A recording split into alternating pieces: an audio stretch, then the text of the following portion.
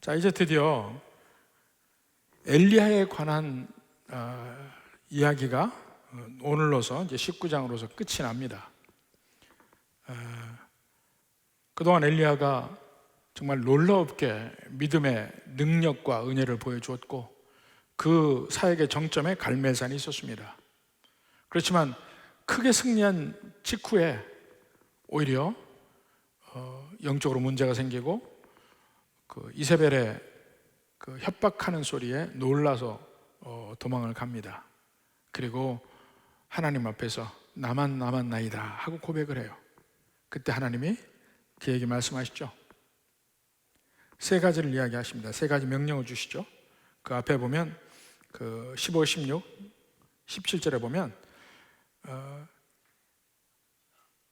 하사엘에게 기름을 부어서 아람 왕이 되게 하라. 또 님시 아들 예후에게 기름을 부어 이스라엘 왕이 되게 하라. 그리고 엘리사에게 기름을 부어 너를 대신하여 선지자가 되게 하라. 그러니까 어느 면에서는 이제 엘리야의 사역이 끝이 난 겁니다. 그러면서 하나님이 나만 나이다 하고 엘리야가 이야기할 때 아니 너 말고도 7,000명을 남긴다 하는 얘기를 하십니다.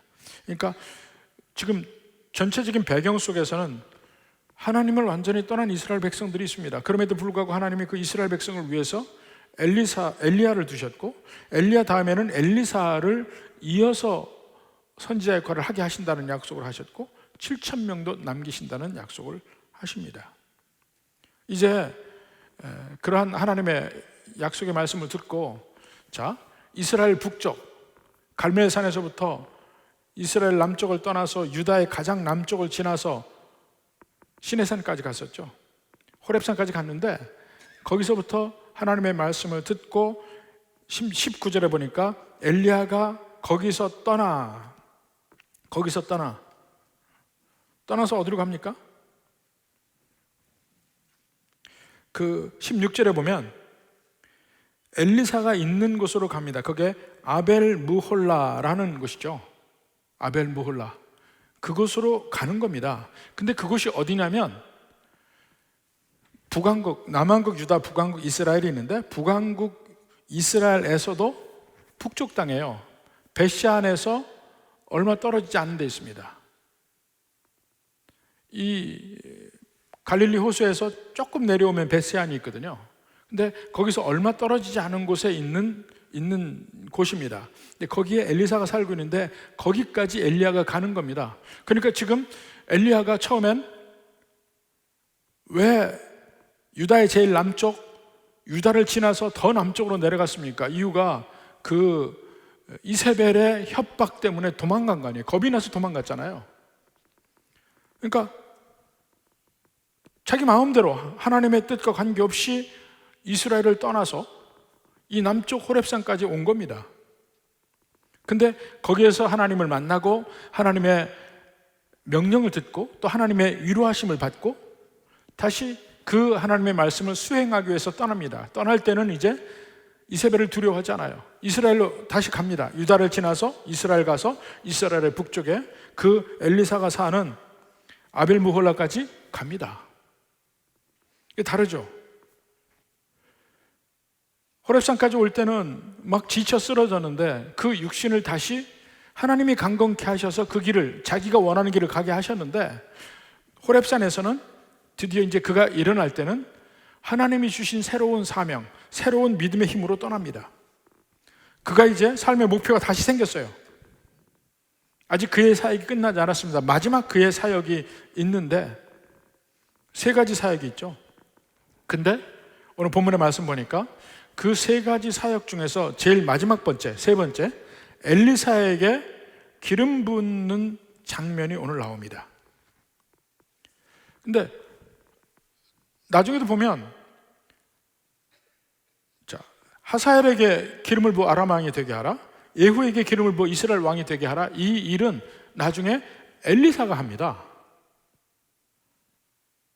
그러니까 이 두 가지 일을 다 하기 위해서 전제 조건으로 엘리사가 먼저 선지자로 되어야 한다는 면이 있습니다. 그리고 그 엘리사에게 두 가지 자기가 해야 될 임무를 넘겨준 것 같습니다. 실제로 그 뒤에 엘리사가 이 두 가지를 행하는 면을 볼 수가 있습니다.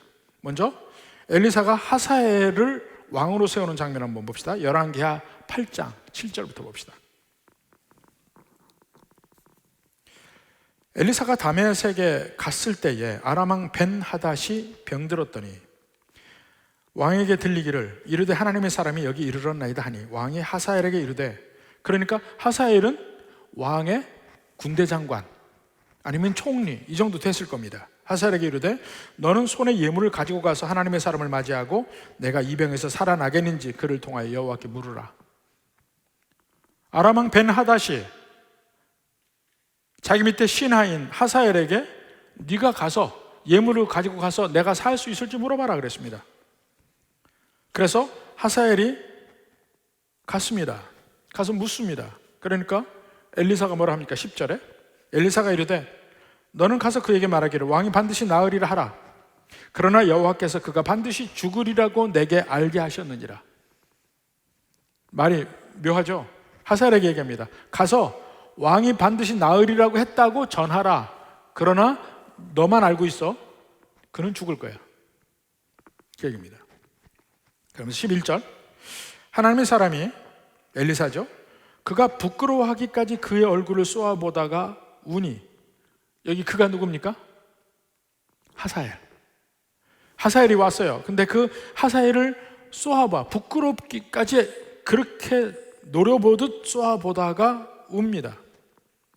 그러니까 하사엘이 물어요. 12절에 하사엘이 이르되 내 주여 어찌하여 우시나이까 하는지라.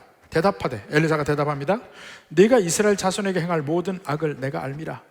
내가 그들의 성에 불을 지르며 장정을 칼로 죽이며 어린아이를 맺히며 아이벤 부녀를 가르리라. 그 하사엘이 아람 왕이 되었을 때 이스라엘을 침공해서 괴롭힐 것을 예언적으로 이야기하고 있습니다. 그것 때문에 웁니다. 근데 하사엘은 꿈과 같은 소리죠. 자기는 왕이 될 거는 언감생심 생각지도 안 하고 있는데 그 이후 얘기를 하니까 13절 봅시다. 하사엘이 이르되 당신의 개 같은 종이 무엇이기에 이런 큰 일을 행하리오리까 하더라. 그러니까 엘리사가 대답하되 여호와께서 네가 아람 왕이 될 것을 내게 알게 하셨느니라. 그러니까 없던 마음속에도 하사엘의 마음속에 아, 내가 왕이 되는구나 하는 마음을 심어줍니다. 그 만남이 있은 후에 하사엘이 돌아가서 벤하닷을 죽입니다. 반역을 하는 거죠. 그것을 제일 먼저 심어준 것이 엘리사예요. 엘리사가 네가 왕이 될 거다. 자, 이렇게 해서 하사엘이 왕이 되게 한 것도 여호와께서 그렇게 하셨고, 그 다음에 예후에 관한 것도 엘리사가 이 일을 행합니다. 열왕기하 9장 1절부터 봅시다. 1, 2, 3절. 선지자 엘리사가 선지자의 제자 중 하나를 불러 이르되 너는 허리를 동이고 이 기름병을 손에 가지고 길르아 라못으로 가라. 거기에 이르거든 님시의 손자 여호사밧의 아들 예후를 찾아 들어가서 그의 형제 중에서 일어나게 하고 그를 데리고 골방으로 들어가 기름을 가지고 그의 머리에 부으며 이르기를 여호와의 말씀이 내가 내게 기름을 부어 이스라엘 왕으로 삼노라 하셨느니라 하고 그 문을 열고 도망하되 지체하지 말지니라. 엘리사가 자기 제자 중에 한 사람을 불러서 기름병 가지고 길르앗 라못 가서 예후의 집에 가서 형제들과 함께 있을 때 예후를 따로 골방으로 불러서 네가 이스라엘 왕이 될지라고 기름 부으고 너는 재빨리 도망가서 없어지라 입니다. 그 일 이후로 예후가 아, 내가 이스라엘 왕이 되는구나 하고 확신하고 반란을 일으킵니다. 엘리사를 통해서 이 일을 합니다. 그러니까 결국은 하나님이 엘리야에게 세 가지를 주셨는데 두 가지 일보다 엘리사를 선지자로 세우고 엘리사를 통해서 나머지 이 두 일을 이룹니다. 그러니까 결과적으로는 엘리야가 했다고도 볼 수 있고 또 다른 면에 이유는 우리가 찾을 수 있습니다. 엘리야가 나머지 둘을 행하기에는 너무 시간이 지체되는 면이 있습니다. 왜냐하면 그 중간에 아합이 회개합니다. 아합이 회개해요. 그러니까 아합이 회개할 때 하나님이 아합에게 주시는 약속이 있습니다. 열왕기상 21장 28절 봅시다. 하나님의 말씀입니다. 아합이 내 앞에서 겸비함을 내가 보느냐? 그가 내 앞에서 겸비함으로 내가 재앙을 저희 시대에는 내리지 아니하고 그 아들의 시대에야 그의 집에 재앙을 내리리라. 예. 왜 이건 안 나오죠?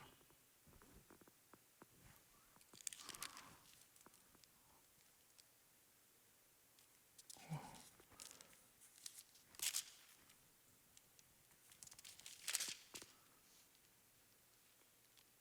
29절입니다. 28절에는 29절. 예. 21장 29절. 죄송합니다. 예. 그러니까 하나님이 그 아합의 겸비함을 보고 네 때에는 안 하리라. 근데 엘리야가 살아있잖아요. 엘리야는 임무가 끝났습니다. 바로 그래서 임무가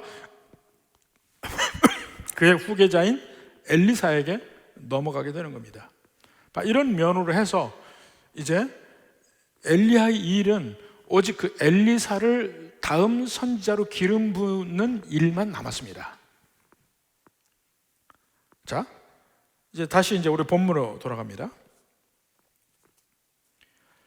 이제 엘리야를 통해서 하나님이 엘리사를 부르십니다. 근데 보통 그 하나님께서 선지자를 부르시는 방법을 보면 거의 대부분 직접 부르십니다. 하나님이 모세도 불이 난 떨기나무, 그래도 타지 않는 떨기나무에서 모세를 부르셨고, 사무엘도 밤에 사무엘을 따로 부르시죠. 엘리와 함께 있는 사무엘을 따로 부르시기도 하고, 그 성경에 나오는 대부분의 선지자들은 하나님이 직접 부릅니다. 이사야도 그렇고 예레미야도 그렇고 전부 다. 아마 성경에서 다른 선지자를 통해서 그 이어가는 선지자로 부르심을 받은 것은 엘리사가 거의 유일한 선지자인 것 같아요. 그래서 여기서 한 가지 생각을 해봅니다. 왜 하나님은 엘리야를 통해서 엘리사를 불렀을까? 직접 엘리사를 부르지 않고. 이것은 엘리야의 사역이나 엘리야의 그 마지막과 연관이 되는 것 같습니다. 엘리야에게 정말 그 능력의 선지자가 마지막에는 나만 남았나이다 하고 쓰러졌잖아요. 그런 엘리야에게 이야기를 합니다. 7,000명 얘기도 있고, 너의 사역은 여기서 끝이 나지만 나의 일은 끝이 아니고 계속될 것이다. 그러니까 꼭 선지자가 아니더라도 모세가 죽을 때 하나님이 여호수아를 세우는 장면도 나오죠. 그게 모세가 죽는다고 해서 이스라엘이 끝이 아니에요. 그 다음에 여호수아가 있어요. 그 선지자의 직분도 엘리야로 끝이 아니고 엘리사가 있습니다. 자기의 사역은 끝이 나지만 자기 사역과 하나님의 사역을 혼돈하면 안 돼. 나는 끝이지만 하나님의 뜻은 끝이 나지 않았다. 이것이 엘리사를 연결해서 부르시는 하나님의 뜻이기도 합니다. 그러니까 우리가 하나님의 일을 할 때 잘못하면 꼭 이 일은 나만 할 줄 알아. 내가 아니면 안 되는데. 그런 일은 하나님의 일에서는 없습니다. 뭐든지요, 일을 할 때 보면 나 아니면 안 될 것 같지만 내가 없어도 하나님의 일은 돌아가요. 이게 하나님의 일이에요. 모든 면에 다 마찬가지입니다. 근데 자, 엘리야는 그 다음 후계로 엘리사를 기름 붓고 그 다음 후계로 넘겨주는데, 예수님의 경우는 어떻습니까? 예수님의 경우는 좀 달라요. 예수님은 엘리야가 엘리사에게 넘겨주듯이 예수님이 제자들에게 넘겨주는 것이 아닙니다. 예수님이야말로 예수님 아니면 안 되는 사역이 예수님에게 있습니다. 예수님만 유일한 참된 대제사장이고 예수님만이 유일한 하나님의 아들이고 예수님만이 유일한 구세주이십니다. 그러면 그 제자들의 역할은 뭐냐? 예수님의 역할을 계승한 그 다음 선지자가 아니고 예수님의 완성된 사역을 따르는 추종자들입니다. 그런 면에서 엘리야와 엘리사 관계하고 다릅니다. 모세와 여호수아의 관계와 또 다릅니다. 이미 예수님의 사역은 예수님에게서 완성됐고 그 뒷사람은 그 예수님의 사역을 전하는 역할입니다. 그러니까 사도행전에 보면 처음부터 끝까지 그 제자들의 모든 설교의 내용의 핵심이 뭡니까? 예수님의 부활이에요. 그것만 전하는 겁니다. 예수님의 부활, 예수님이 누구신가, 예수님이 무슨 일을 하셨나, 그것을 전하는 것이 그들의 역할이었어요. 추종자죠. 그러니까 엘리야와 엘리사의 관계가 아닙니다. 드디어 엘리야가 엘리사에게 이제 만나서 기름 붓는 장면입니다. 19절부터 볼까요? 엘리야가 거기서 떠나 사밧의 아들 엘리사를 만나니, 어디서 만납니까? 바로 아벨무홀라. 그 엘리사가 사는 곳에 간 겁니다. 가서 보니까 그가 12겨릿소를 앞세우고 밭을 가는데 엘리사가 농사를 짓고 있어요. 겨릿소라는 말이 뭡니까? 겨릿소. 이 밭을 갈 때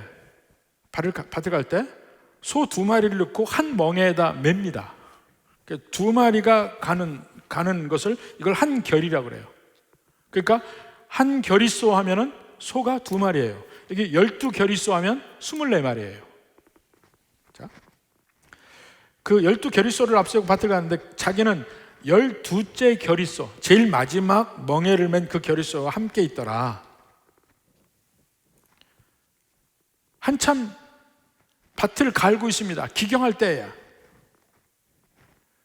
이거 보면 엘리사의 집은 상당히 부자였어요. 그 당시에 소가 24마리면 엄청난 부자죠. 이 소들이 얼마나 귀했냐면 우리나라도 조선시대에는 소를 잡아먹는 것이 금지된 때가 있었습니다. 소는 이 농사에서 정말 필요한 동물이라고 해서 소만은 못 잡아먹겠습니다. 그럴 정도로 소가 농사에서 필요한 건데 귀하기도 하고, 근데 24마리나 가지고 있는 그 집안이면 대단히 부자라고 할 수 있습니다. 그러니까 사실은 그 중에 엘리사가 12번째 결의를 가지고 있었다면, 가지고 농사를 지었다면 그는 부유한 집안에서 평탄한 삶을 살고 있었어요. 언제까지요? 엘리사를 만나기 전까지. 편하고 평탄하게 살았죠. 근데 그에게 엘리야가 와서 그에게 엘리야가 한 일이 뭡니까? 엘리야가 그리로 건너가서 겉옷을 그 위에 던졌더니, 이 겉옷이란, 이게 선지자들은 내가 선지자라는 의미의 겉옷을 입었습니다. 그러니까 그 겉옷을 보면 선지자인 줄 알았어요. 근데 그 겉옷을 엘리사에게 던졌습니다. 무슨 말이에요? 네가 이제부터 선지자가 되라는 얘기입니다. 던졌더니 20절에 그가 소를 버리고 엘리야에게로 달려가서 이르되 청하건대 나를 내 부모와 입맞추게 하소서. 그리한 후에 내가 당신을 따르리이다. 엘리야에게 요청을 합니다. 그러니까 엘리야가 뭐라 합니까? 엘리야가 그에게 이르되 돌아가라. 내가 네게 어떻게 행하였느냐? 이 말이 좀 딱 이렇게 말이 되어 있으니까 해석이 분분해요.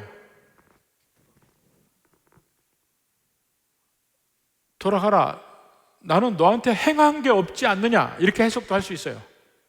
네 부모는 너에게 많은 일을 행했고 나는 아무 행한 게 없기 때문에 부모에게 돌아가는 게 맞는 것 같다 하고 그냥 내치는 겁니다. 어느 면에서는. 그러니까 여기서 엘리야는 정확하게 나를 따르라 이런 말 한 게 아니에요. 그거야 너희 선택이니까 네가 마음대로 해라.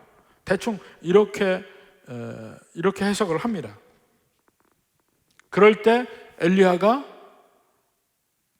마지막으로 자기가 부리던 소를 잡아서 온 동네 사람에게 식사를 대접하고 엘리야를 따릅니다. 근데 이제 이게 이 면을 보면 생각나는 신약의 구절이 있죠. 예수님이 제자들을 부를 때, 나를 따르라 하실 때 그 일부 사람이 뭐라 합니까? 내가 가서 아버지를 장사하고 오게 하소서 하는 말을 합니다. 그때 예수님의 말씀 한번 볼까요? 누가복음 9장 59절부터 봅니다.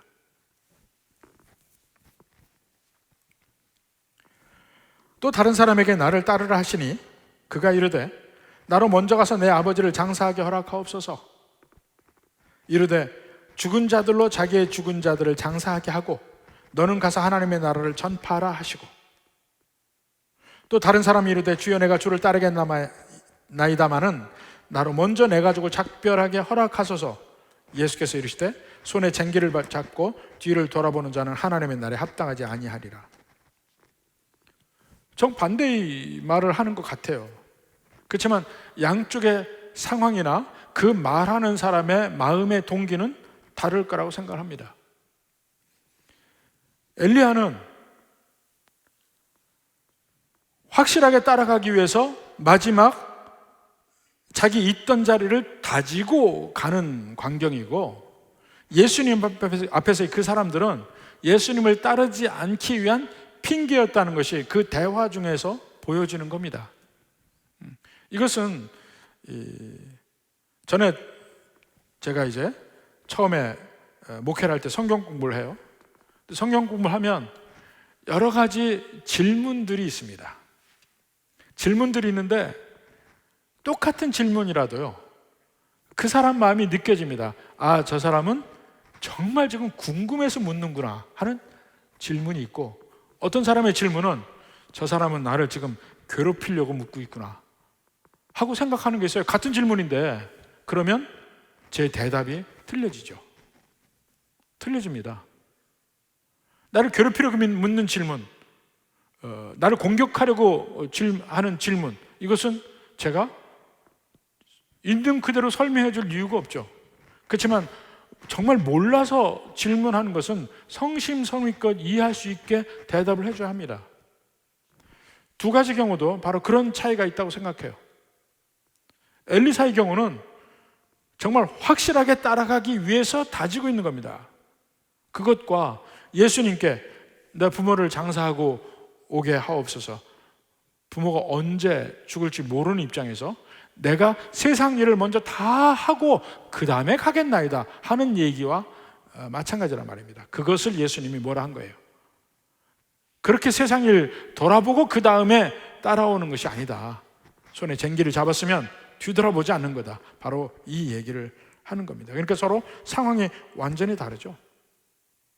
엘리야의 그 부름을 받을 때 엘리사는 확실하게 따르는 결단하는 과정이 바로 거기서 자기가 일하는 도구인 그 소들을 그 자리에서 잡은 거예요. 그 일을 끝을 낸 겁니다. 그리고 그걸로 잔치를 하고 엘리야를 따르기 시작하죠. 근데 이런 대목만 보면 저도 처음에 하나님께 부르심을 받을 때 그때가 생각이 나요. 저는 이제 대학원 다니고 대학원 졸업하고 박사과정 있을 때 그 부르심을 받았으니까 따라갈 때 보면, 그때는 제가 학교에서 조교였어요. 조교. 근데 조교인데 조교가 RA가 있고 TA가 있습니다. Teaching Assistant가 있고 Research Assistant가 있어요. 실험 조교가 있고 가르치는 조교가 있어요. 저는 Teaching Assistant였습니다. 그러니까 가르치는 조교였어요. 그러니까 수업에 들어가서 거기서 학생들을 가르치는 역할을 한 겁니다. 그러니까 제 사무실도 있어요. 제 사무실 있고 제 책상이 있고 책꽂이에, 그때는 이제 그 박사 학위 논문을 준비하기 위해서 제일 먼저 하는 일이 뭐냐면 그 과정 중에서 내게 필요한 과목들을 이수하면서 그동안에 뭘 하냐면 제가 박사 논문을 쓰기 위한 자료들을 모읍니다. 근데 그 당시는 지금처럼 컴퓨터로 세계 도서관 다 들어갈 수 있는 게 아니에요. 일일이 그 논문들을 보면서 논문에 그 각주가 있어요. 이 각주가 있으면 그 각주에 나오는 자료들을 찾아서 그게 어디 있는지 쫓아다니면서 그걸 찾고 그 미국의 각 도서관마다 이 전화하고 편지하고 해서 그거 보내달라고 그래야 돼. 그걸 복사해서 보내주십시오. 그 돈 내고 복사해서 보내주기도 하고, 뭐 인근에 다른 학교 있으면 쫓아가서 그 도서관 가서 그걸 복사를 해야 되고, 그거를 논문들만 복사해서 모은 것이 많았습니다. 이게 완전히 그 재산 중에 재산이에요. 박사학위 그 과정을 하는 사람들에게는 이것이 엄청 모아졌어요. 이제 이걸 가지고 하나씩 쓰기 시작할 때, 그때 하나님 부르심을 받았습니다. 이제는 가야 돼요. 사실 두 번째에 받았어요. 이제는 가야 돼요. 가야 되는데 나한테 금보다 더 귀한 이 논문들의 그 집합, 이 책꽂이 가득 있는 그 논문들을 보는데 갑자기 그게 아무런 소용이 없어졌잖아요. 그걸 누굴 주고 가야 돼. 그걸 누굴 주고 가야 돼. 근데 이 주제로 쓰는 사람이면 좋은데 이 주제가 아니면 그 사람들에게도 필요가 없어요. 완전히, 그러니까 꼭 이 분야를 하는 사람에게는 이건 금보다도 귀한 거야. 그거를 버리고 갔습니다. 그때 많은 사람들이 마저 학위를 마치고 가라 하고 그 유혹도 있는데, 그때 마쳤으면 중간에 이제 신학을 하고 목회를 하고 하면서 어려울 때들이 있잖아요. 제일 어려울 때가 언제냐면요, 물질적으로 어려운 것은 초창기 몇 년에 불과했습니다. 근데 인간관계에서 어려울 때, 인간관계에서 짓밟힐 때, 그때 힘들어요. 학대를 치고 내가 다시 그걸 가? 이런 생각이 들 때가 있었어요. 근데 만약에 그때 학위가 있었으면 갈 뻔했죠. 또 제가 신학교를 갈 때 제가 엉뚱하게 너무 몰라가지고 그 학부 신학교를 찾아갔어요. 그래서 교무처장을 만났습니다. 나 이 학교 오려고 합니다. 그러니까 그분이 제 경력, 지금 대학원도 졸업했고 박사과정에 있고 이 모든 것을 다 듣고 제게 그분이 소개해 준 데가 제가 졸업한 신학교예요. 그 대학원을 소개를 해줘요. 거기를 가라고. 그리고 그 다음에 그분이 제게 제안한 게 뭐냐면, 그리고 우리 학교에서 티칭 좀 해달라고 그러더라고. 근데 그것도 노했습니다. 왜냐하면 그거 했다가는 또 뒷문이 열리잖아요. 또 뒷문이 열려. 가다가 어려우면 이거 하면 되잖아. 그래서 노했어요. 그리고 신학교를 가서 공부하면서 벌이가 없으니까, 뭔가 먹고 살아야 되니까 우리 집사람이 일을 했습니다. 그때 2년 일, 딱 2년 일하고 평생을 제게 큰 소리 치면서 합니다.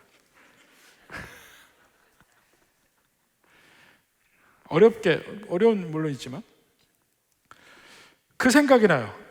엘리사가 자기가 일하던 소를 잡아서 완전히 동네 사람들에게 다 먹이고 따르는 게 꼭 그와 같은 거예요, 기분이. 다시 그 생각이 납니다. 이제까지 인생, 그리고 그 길을 계속 살았더라면 그는 부잣집에서 편안하고 부족함이 없는 삶을 계속 앞으로 살았을 거예요. 근데 그가 하나님의 부르심을 받고 나서 그의 편안함의 그 근거인 소를 잡아버립니다.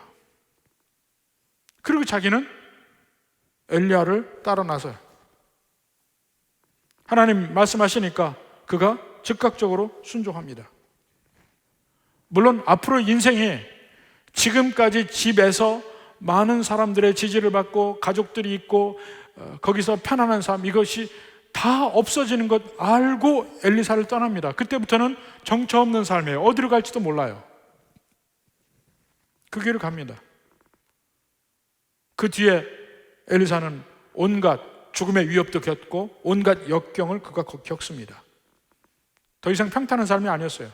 그렇지만 그때 그는 순종합니다. 그렇다면 엘리사가 그때부터 하나님께 순종하며 살았느냐? 그건 아닙니다. 이미 그 전에 자기 아비의 집에서 그 겨릿소를 몰고 밭을 가는 그 순간에도 하나님께 순종하고 있었던 것이에요. 단지 하나님의 특별한 임무로 부르심을 받은 그 때에 그의 삶이 바뀐 거죠. 그렇지만 그 전에도 하나님께 순종하며 사는 길이었습니다.